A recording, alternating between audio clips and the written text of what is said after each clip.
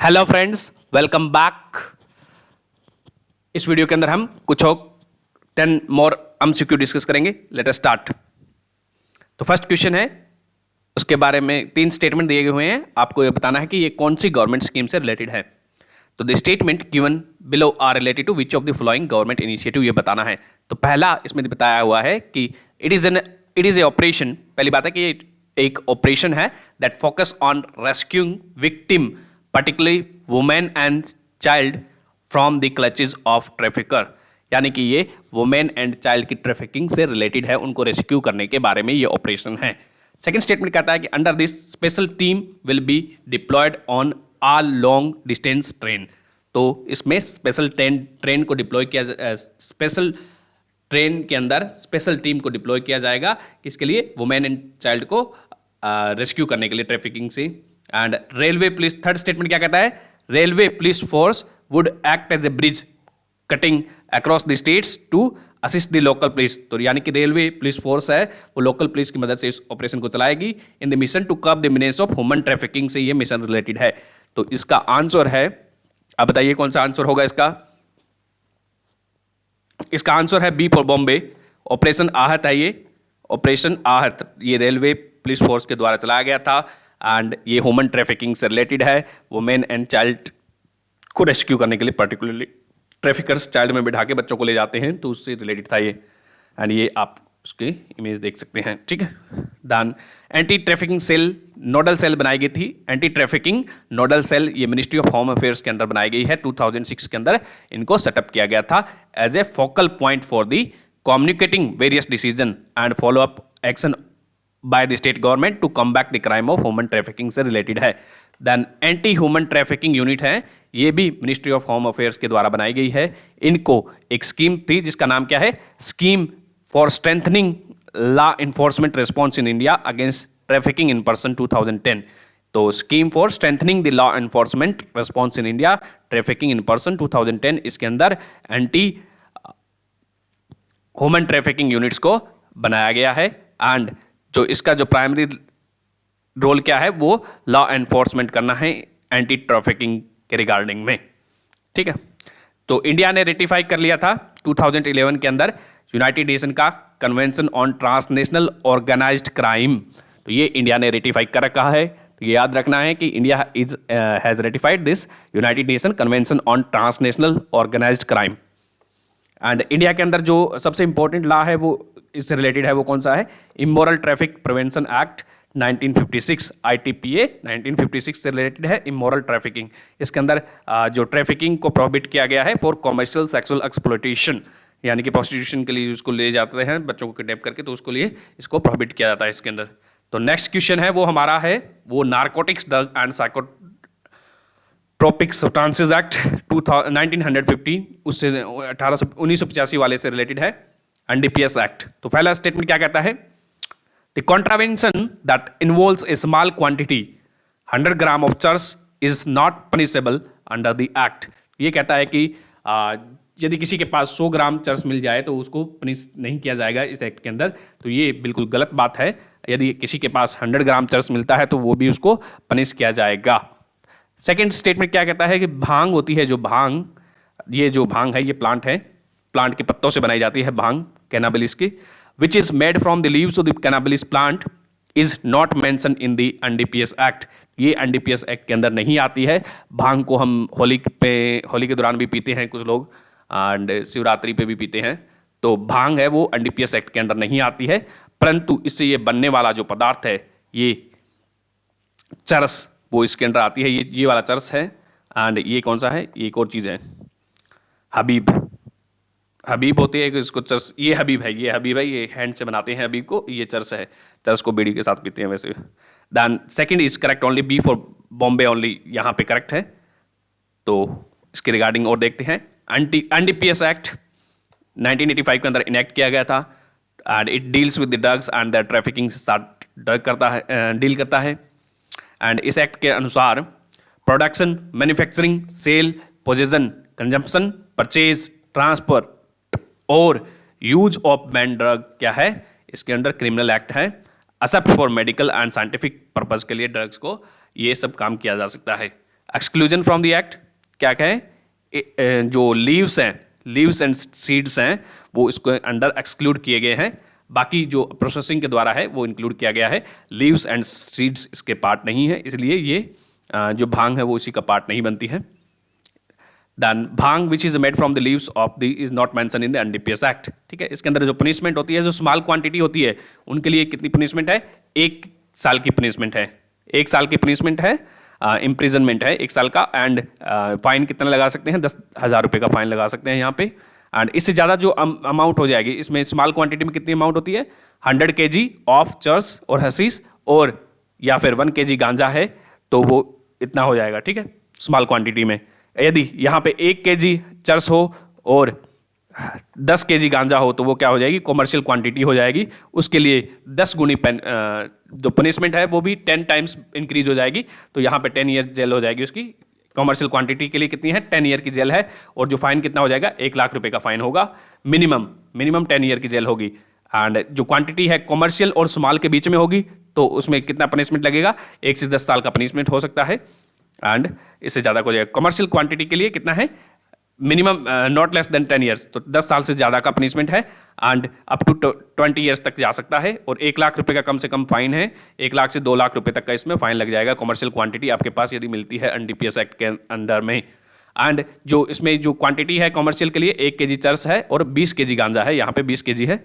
And जो quantity less than commercial and greater than small quantity है, उससे दोनों के बीच की क्वांटिटी है, तो वहाँ पे आपको 10 साल की जेल हो सकती है एंड 1 लाख रुपए का अपने को फाइन देना पड़ सकता है। तो next question is regarding Gati and Kiran. Gati and Kiran that were recently in news are related to which of the following. तो गति एंड किरण क्या है, ये वुमेन से रिलेटेड स्कीम है साइंस एंड टेक्नोलॉजी की, department of science and technology की। तो इसका आंसर बी फॉर बॉम्बे है। ये पुरानी स्कीम्स है। गति की फुल फॉर्म क्या है, gender advancement for transforming institutions. ये department of science and technology का एक पायलट प्रोजेक्ट है, जिसके अंदर वो क्या है, जो फीमेल्स हैं उनका पार्टिसिपेशन बढ़ा रही हैं। जैसे कि फीमेल रिसर्चर है, फीमेल जो फैकल्टी है science and technology engineering math के अंदर, उनको नंबर इंक्रीज करना है। तो फीमेल्स का नंबर इसमें इंक्रीज करना है, और जेंडर इक्वलिटी लाने के लिए ये स्कीम को लॉन्च किया गया था, गति स्कीम को। एंड जो नेक्स्ट स्कीम है वो किरण है। किरण की फुल फॉर्म दी हुई है knowledge involvement in research advancement through nurturing. तो ये वुमेन्स होती हैं, इनको जो फैमिली का भी इन पे डुअल बर्डन आ जाता है। जब वुमेन काम करती है तो उन पे एक घर की जिम्मेदारी भी रहती है, दूसरा जो काम होता है तो उनका जो डुअल बर्डन हो गया, तो वर्किंग प्लस फैमिली दोनों का। तो इसके कारण क्या है, वो अपनी जॉब छोड़ देती हैं। तो उसको रोकने के लिए, यानी कि giving up research and jobs है, उसको लिए किरण स्कीम को लाया गया था रिसर्च सेक्टर के अंदर। Department of science and technology का ये प्रोजेक्ट है। तो नेक्स्ट क्वेश्चन है वो बताना है आपको, justice Amitabh Roy committee is related to which of the following. Justice Amitabh Roy committee है वो किससे रिलेटेड है, बताइए आप लोग। तो ये कमेटी है वो है जेल रिफॉर्म से रिलेटेड है, जेल रिफॉर्म से। ठीक है, तो इस कमेटी ने 2 रिकमेंडेशन दिए थे। स्पेशल टास्क फोर्स बनाई जानी चाहिए, किसके लिए, जो 5 साल से ज़्यादा के लिए जेल में हैं, यानी कि जिन पे जो 5 साल से ज़्यादा के लिए इनमेट्स जेल में हैं और जिनको अभी एक हियरिंग भी नहीं हुई है, उनके लिए स्पेशल टास्क फोर्स का गठन किया जाना चाहिए। एंड 67 से 70% हम देख चुके हैं कि क्या है, इनमेट्स होते हैं जिसको पहली ट्रायल भी नहीं मिलती है, अंडर ट्रायल्स होते हैं इंडिया के अंदर। तो यहाँ पे इसने टास्क फोर्स ने national mission for justice delivery and legal reform भी रिकमेंड किया है। तो ये जो कमेटी है वो सुप्रीम कोर्ट के द्वारा अपॉइंट की गई थी, justice Amitabh Roy committee, prison reform से रिलेटेड है। तो नेक्स्ट क्वेश्चन है, मालिमत कमेटी भी इसी से रिलेटेड थी, इंटर क्रिमिनल जस्टिस सिस्टम से रिलेटेड थी, क्रिमिनल जस्टिस सिस्टम से। नेक्स्ट क्वेश्चन है वो हमारा बांधवगढ़ टाइगर रिजर्व से रिलेटेड है, तो उसके रिगार्डिंग बताना है। तो फर्स्ट स्टेटमेंट क्या कहता है, तो Bandhavgarh tiger reserve is located on the bank of the river Narmada in Madhya Pradesh. तो बांधवगढ़ टाइगर रिजर्व है वो नर्मदा के किनारे है क्या, नहीं है, ये बिल्कुल गलत स्टेटमेंट है, नर्मदा के किनारे नहीं है ये। एंड ये चारण नदी है, चारण गंगा है, उसके किनारे है। एंड सेकंड स्टेटमेंट क्या कहता है कि it resides in the north eastern border of MP in Satpura mountain range. तो Bandhavgarh tiger reserve is located in Satpura mountain range and in north eastern part of the MP. This is correct statement है। Third statement कहता है कि national park in the temperate climate zone. तो national park is in temperate climate zone. तो temperate तो India के अंदर है ही नहीं, मतलब इधर वाला है, नॉर्थ वाला, हिमालय में आए तो थोड़ा सा देखने को मिल सकता है, परंतु इंडिया तो ट्रॉपिकल लोकेशन है, यहाँ पे ट्रॉपिकल है, तो ये गलत हो जाएगा। ठीक है, ट्रॉपिक ऑफ कैंसर तो यहीं से पास होती है, तो कैप्रिकॉन है कौन सा, ये बताओगे कौन सी इंडिया से पास होती है, ट्रॉपिक ऑफ कैंसर पास होती है या ट्रॉपिक ऑफ कैप्रिकॉन? आप बताओगे कमेंट में कितने डिस्ट्रिक्ट, कितने राज्य से पास होती है और कौन कौन से सेंटर से। तो इसका आंसर हो जाएगा बी फॉर बॉम्बे। तो शेष सिया है, वहां से सिया एक पॉइंट है जहां से ओरिजिन करती है Charan Ganga, that is life line of Bandhavgarh tiger, Bandhavgarh national park और बांधवगढ़ टाइगर रिजर्व भी कह सकते हैं हम इसको, नेशनल पार्क है ये। ठीक है, एंड ये एमपी के अंदर लोकेटेड है। एंड यहाँ पे अभी क्या है, 26 बुद्धिस्ट केव मिली थी, इसलिए न्यूज में रहा था। तो Charan Ganga is life line of Bandhavgarh tiger reserve, it is located on Satpura mountains. Next, तो ये आप देख सकते हो कि बांधवगढ़ नेशनल पार्क यहाँ पे है। एंड दुर्गावती टाइगर रिजर्व हमने आज पढ़ा था कि किससे रिलेटेड है, ये एमपी के अंदर एस्टेब्लिश किया जाएगा। कुनो नेशनल पार्क, ये जो पन्ना टाइगर रिजर्व है वो सबमर्ज हो चुका है केन बेतवा लिंक के कारण, तो दुर्गावती भी एमपी के अंदर आने वाला है। एंड जो कुनो पालपुर के अंदर क्या है, हम चीता को रीइंट्रोड्यूस किए हैं। कान्हा टाइगर रिजर्व भी न्यूज में रहा था, तो एमपी के अंदर, एमपी को टाइगर स्टेट भी कहा जाता है। Next question, consider the following statement. तो इसमें बताया गया है dark data is the data that is available in the dark web which does not feature in the regular web search. तो ये बोलता है कि जो डार्क डेटा है is the data that is available in the dark web which does not feature in the regular web search. तो ये बिल्कुल गलत बात है। डार्क डेटा है वो क्या होता है कि जैसे कि हम 2-3 सेल्फी ले लेते हैं, उसको फिर हम डिलीट कर देते हैं। यदि बाई चांस वो हमारी सेल्फीज है हमारे गूगल क्लाउड पे अपलोड हो गई है या फिर कोई एप्पल का क्लाउड है उस पर अपलोड हो गई है, वहाँ पे वो डेटा है वो पड़ा रहता है, तो उसको हम क्या बोलते हैं, डायरेक्ट डेटा। उसका कोई यूज़ नहीं किया जाता है, तो लेकिन उसका जो है सर्वर में उसके लिए क्या है, प्लेस स्टोरेज कैपेसिटी है, यानी कि सर्वर में वो डेटा स्टोर किया गया है जिसका कोई भी यूज़ नहीं है, तो वो एक तरह का डार्क डेटा है जिसका कोई भी यूज़ नहीं होता है, वो यूजलेस डेटा होता है जो कि सर्वर में स्टोर है। तो ये बिल्कुल गलत बात है यहाँ पे।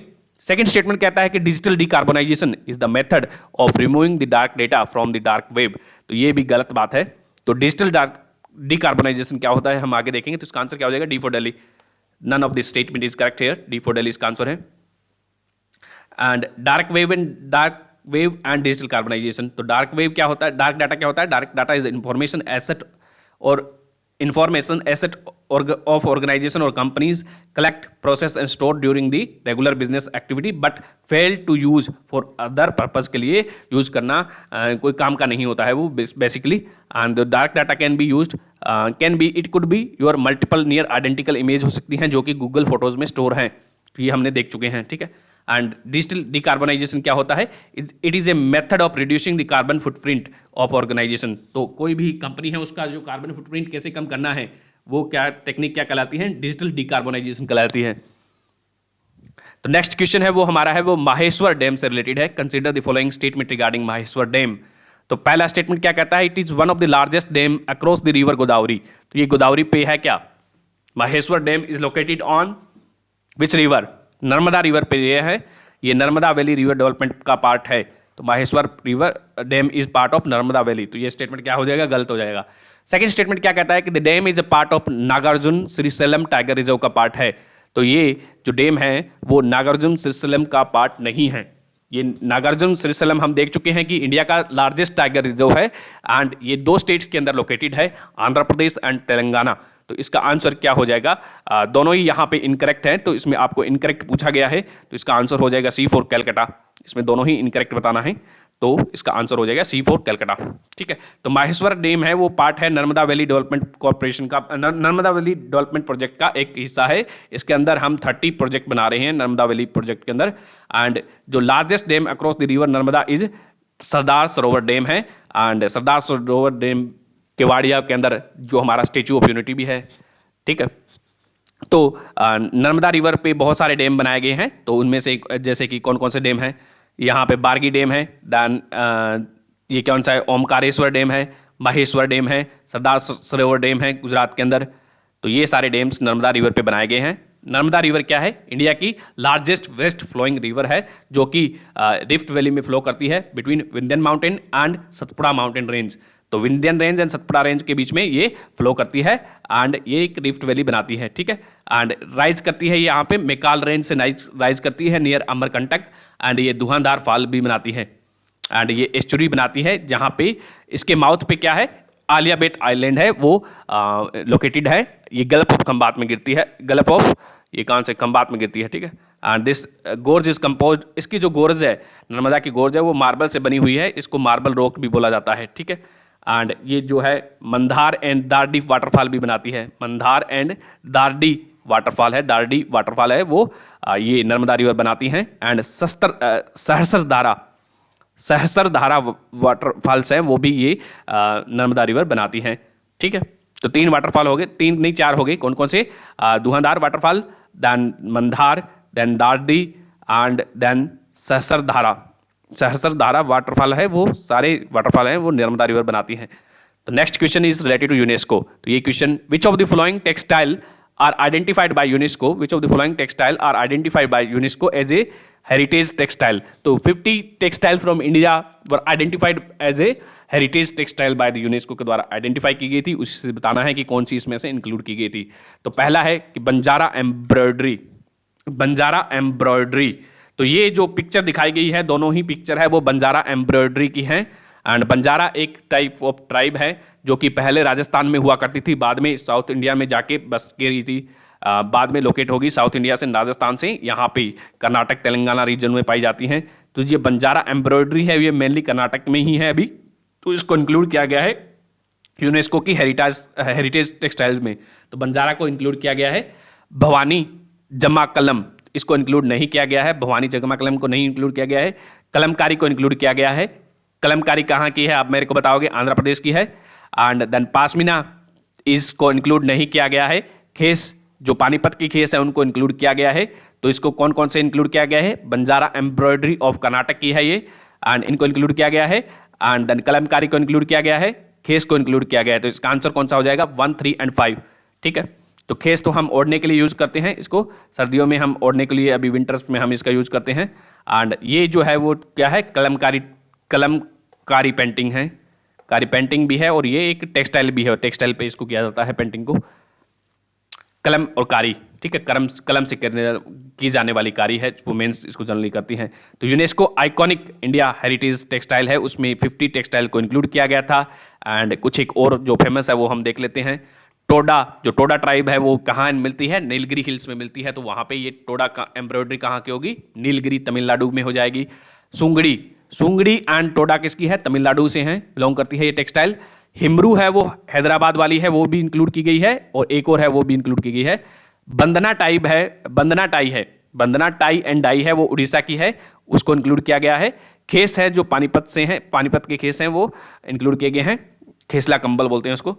एंड देन चंबा टुमाल, चंबा तो हम सभी जानते हैं हिमाचल प्रदेश में, तो ये तो ईजी हो जाएगा। ठिगमा और वूल डाई है वो लद्दाख में है, ठिगमा लद्दाख में रहने वाले ठिगमा होते हैं, तो ठिगमा करके याद कर सकते हो आप। वाराणसी में क्या है, अवध जामदानी वो है, वाराणसी की अवध एंड जामदानी, अवध जामदानी है जो टेक्सटाइल को इंक्लूड किया गया है। इक्कल, लामड़ी और बंजारा, तो बंजारा का दूसरा नाम क्या है, लामड़ी एम्ब्रॉयडरी है, वो कर्नाटक से बिलोंग करती है। इक्कल, लामड़ी और बंजारा है वो कर्नाटक की है, उनको इंक्लूड किया गया है। देन सिकल नायकन पेट कलमकारी है, वो तंजावुर की है, उसको इंक्लूड किया गया है। कुनबी वीव्स, कुनबी है वो गोवा की है, उसको इंक्लूड किया गया है।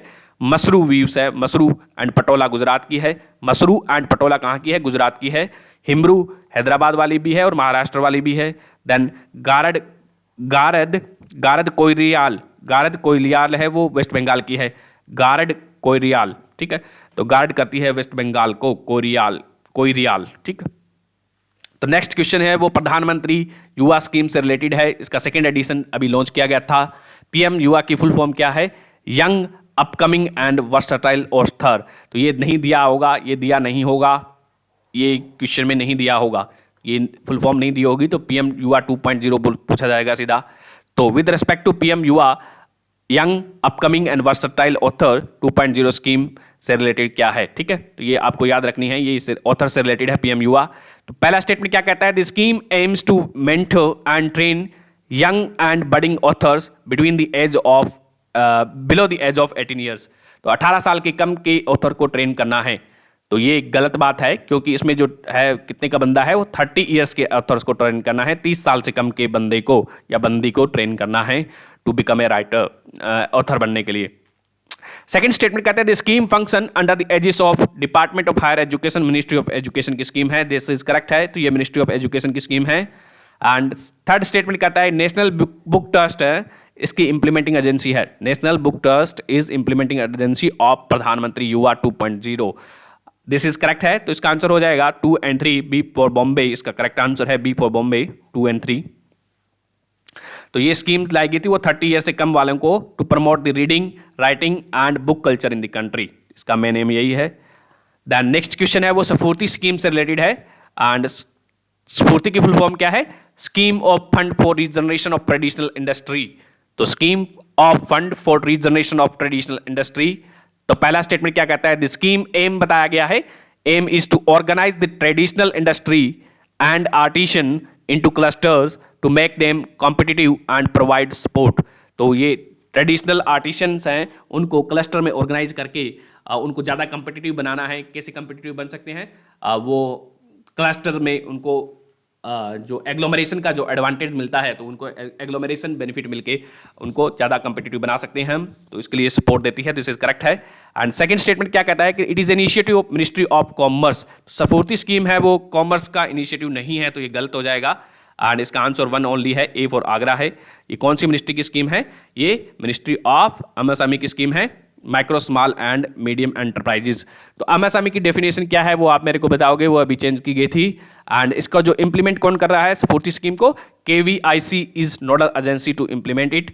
Khadi and village industrial commission, ये हम देख चुके हैं कि Khadi and village industrial commission था बेंगलुरु, कहाँ वाला था, जिसको दिया गया था जो हमारा नेशनल फ्लैग बनाने का जो कॉन्ट्रैक्ट है, वो कौन नेशनल फ्लैग कॉन्ट्रैक्ट कह सकते हो, या फिर जो लाइसेंस है वो किसके पास है, वो आप बताओगे।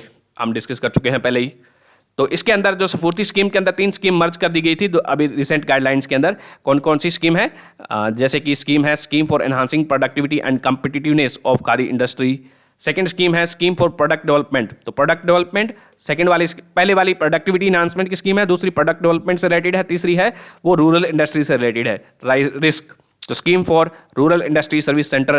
तो यानी कि productivity, product and rural industry वाले 3 स्कीम को इसके अंदर मर्ज कर दिया गया है और उसका नया नाम दिया गया था स्फूर्ति। ठीक है, इसके ऑब्जेक्टिव क्या है? टू क्लस्टर, और क्लस्टर में उनको ट्रेडिशन आर्टिसन को अरेंज करना है। दैन सस्टेनेबल एम्प्लॉयमेंट प्रोवाइड करना है उनको।